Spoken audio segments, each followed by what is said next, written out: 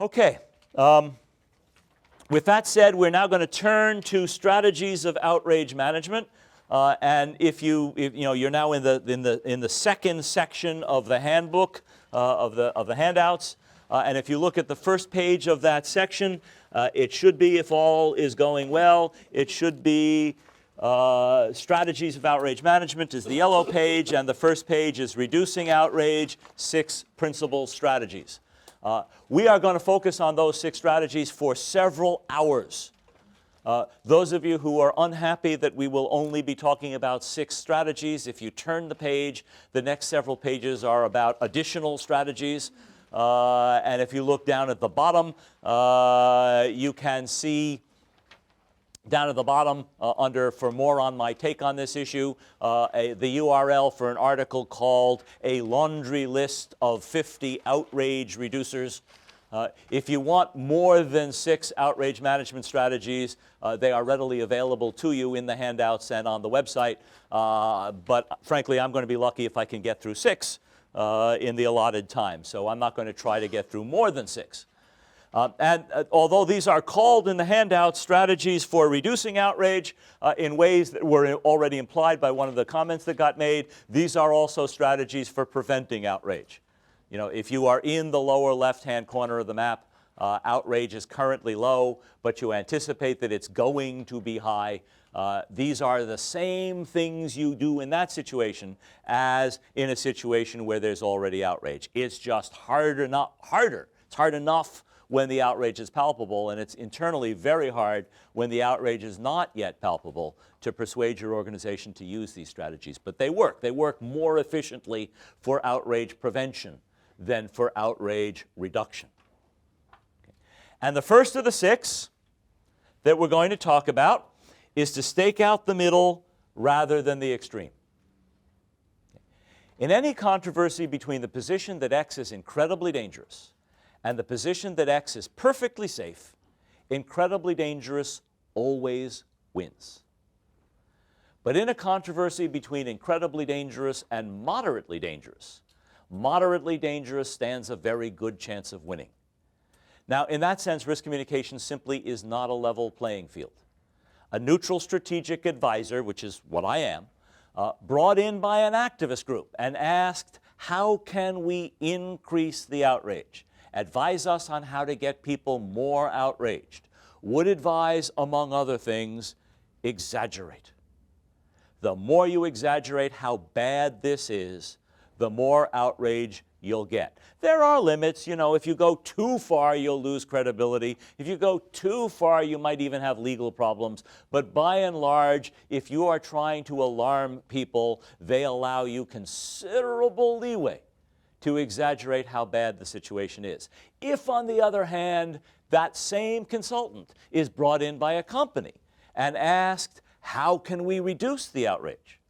Or if there's not much yet, how can we prevent outrage? The consultant would advise, among other things, don't exaggerate. If you exaggerate how safe this is, if you exaggerate how good the situation is, the exaggeration will backfire and the outrage will go up instead of down. Okay. And, you know, another way of putting this is it takes ethics for activists not to exaggerate because it works for them. It shouldn't take ethics for industry not to exaggerate. Intelligence should be sufficient. Okay. Or to put it yet another way, let's assume you're doing a B- job of managing the problem. Whatever the problem is, you're doing a B- job of managing it. Your critics unfairly give you an F. You give yourself an A. And the public, when it finds out, flunks you for cheating. Public is not particularly upset that your critics gave you a worse grade than you deserve, but it's very upset that you gave yourself a better grade than you deserve. So what you need to do is fight the F with the B- you actually deserve, instead of the A you are tempted to claim. Now, some of you are looking at me like that's not fair. You know, and you're right, it's not fair. I apologize on behalf of the universe for being asymmetrical. But the reality is the universe is asymmetrical. Every role has its own assets and liabilities. You know, one of the advantages of being an activist is you get to exaggerate. One of the advantages of working for industry is you get well paid. And, you know, you get to pick the package you like, but you don't always get to mix and match. If you want the pleasures of exaggeration, you have to go work in a situation where you're trying to get people more upset. And whenever you're trying to get people more upset, whenever you're trying to increase outrage, exaggeration is a tool in your toolkit. Don't overuse it. Don't go too far. Don't go off the deep end. But it's a legitimate tool in your toolkit. If you are trying to reduce outrage, exaggeration has no place in your toolkit. So all battles, if they are well fought, are battles between one extreme and the middle.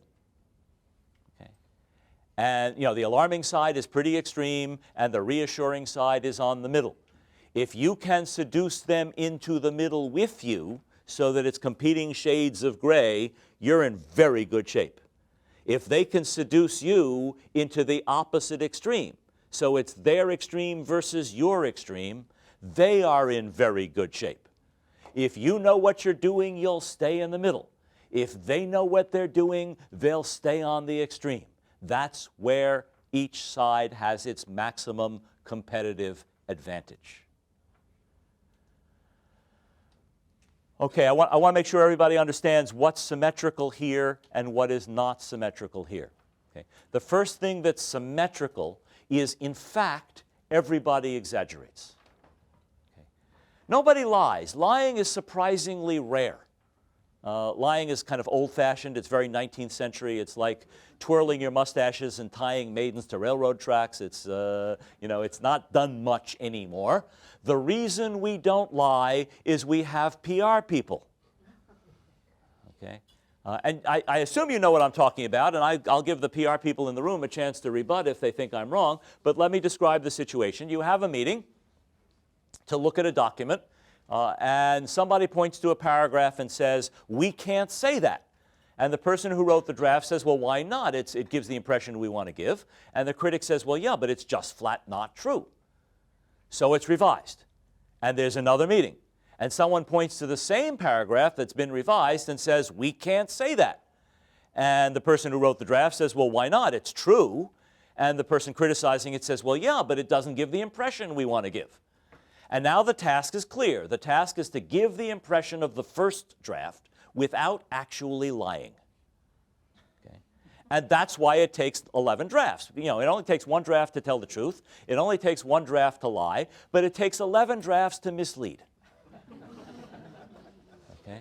And that's why all your documents take 11 drafts, because what you're trying to do typically is not lie, but give the misimpression you want to give, the half-truth that you want to sell. Okay? And you do that, and activists do that, and government does that. Everybody does that. Okay? Is there anyone who disagrees? Okay, that's the first thing that's symmetrical. Okay. The second thing that's symmetrical is everybody judges their own distortions on a different ethical metric than other people's distortions. Okay. For a very good reason, because you know the truth with a capital T. And when you mislead people toward the truth, you are misleading toward the truth, it doesn't feel to you like you're misleading at all. Those facts that you're leaving out or distorting would have misled people. That's why you left them out. Okay?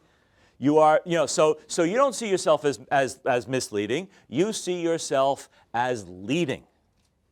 Okay? Your opponents look at what you're doing. They don't think you're misleading either. They think you're lying. Okay? You're not lying. You went through 11 drafts struggling not to lie. You really aren't lying. It's terribly unfair to say you're lying, but you also aren't leading. You are misleading. Okay? Now, they do exactly the same thing, but they have the opposite truth. So they leave out or distort different facts. And they see themselves as leading, not misleading, and you see them as lying. Okay? But in fact, They are doing exactly what you are doing. As a consultant, I work for industry, I work for government, I work for activists, I will work for anyone. And I haven't seen a nickel's, except that's right, I won't work for the tobacco industry. The only product I know that when it's used properly kills millions of people. So at least I draw a line somewhere.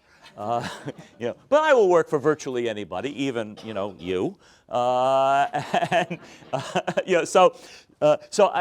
had an opportunity to see all sides, and I don't see much difference. Nobody lies. Everybody misleads.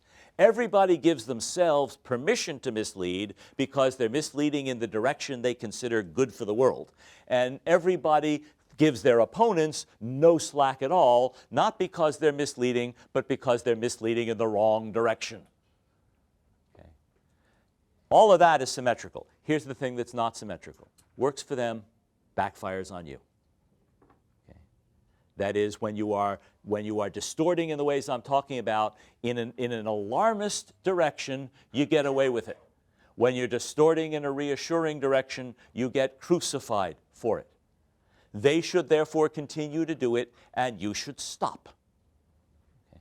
And there's a very good reason for that asymmetry, and it's conservativeness. You'll remember when earlier on when I defined risk, I talked about the fact that it becomes not just the multiplication of our best guess at magnitude times our best guess at probability, but our conservative guess at magnitude times our conservative guess at probability. We put our thumb on the scales.